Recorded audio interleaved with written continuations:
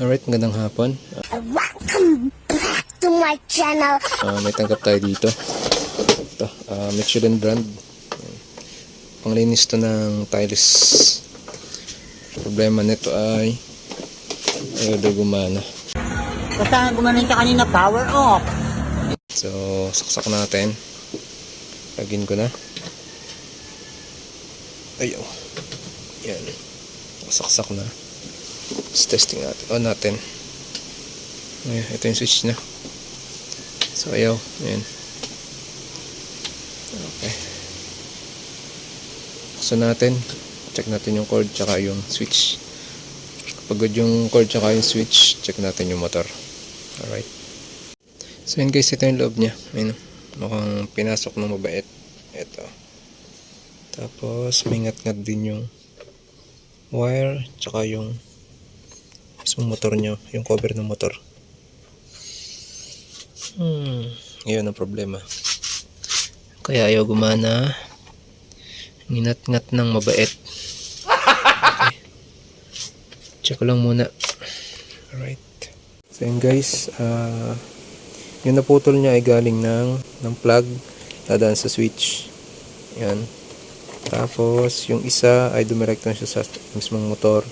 Yung isa naman ay dumaan siya dito.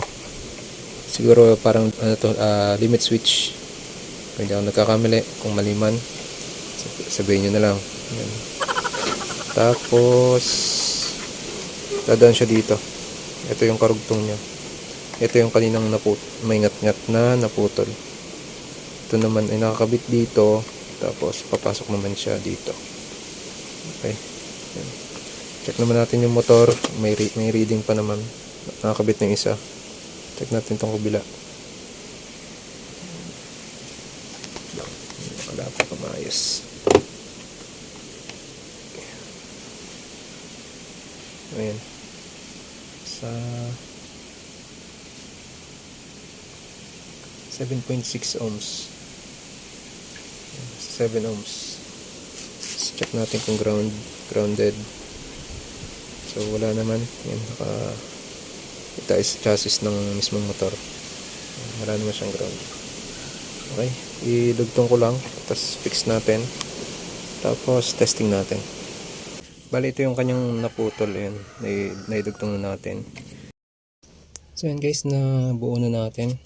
Siyempre bago natin saksak, check muna natin kung okay yung reading ng motor. Yan, cinch ko na. Meron siyang 6 ohms. Yan. Check natin yung groundings.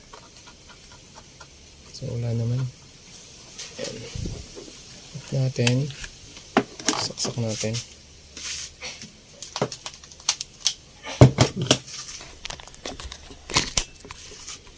Okay.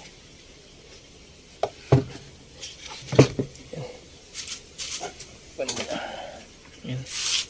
So, plug-in ko na. Ayan. Okay. Let's testing natin.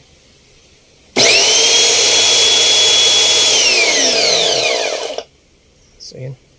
Gumana na. Kailangan na siyang lagyan ng hose. Tsaka ng tubig.